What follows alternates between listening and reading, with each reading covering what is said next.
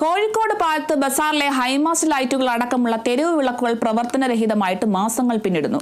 അധികൃതരെ വിവരം അറിയിച്ചെങ്കിലും പരിഹാരമുണ്ടാകാത്തതോടെ നാട്ടുകാരും വ്യാപാരികളും പ്രതിഷേധവുമായി രംഗത്തെത്തി.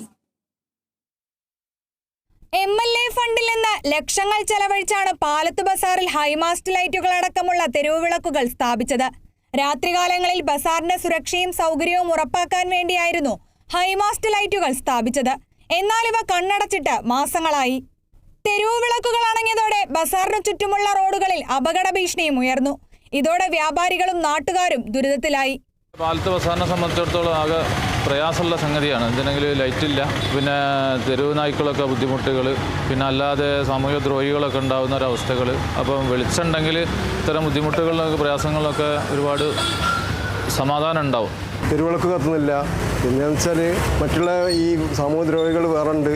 അത് പ്രത്യേകിച്ച് നമ്മൾ അറിയുന്നില്ല. ആരാണ് നോക്കുകയാണെങ്കിൽ അതിനുള്ളൊരു സംവിധാനമൊക്കെ ഉണ്ടാക്കി തരണത്. കരാർ കൊടുത്ത കമ്പനിയുടെ അനാസ്ഥയാണ് ഇതിന് കാരണമെന്നാണ് ആരോപണം. നിരവധി തവണ വിളിച്ചിട്ടും കമ്പനി ഉടമകൾ ഫോൺ പോലും എടുത്തിട്ടില്ലെന്ന് വാർഡംഗം പറഞ്ഞു. ബന്ധപ്പെട്ട അധികൃതരെ നാട്ടുകാർ വിവരമറിയിച്ചെങ്കിലും പ്രശ്നപരിഹാരം വൈകുന്നതിൽ വ്യാപക പ്രതിഷേധമാണ് ഉയരുന്നത്.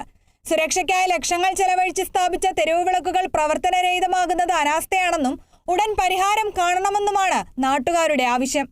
Kerala vision news, Kozhikode.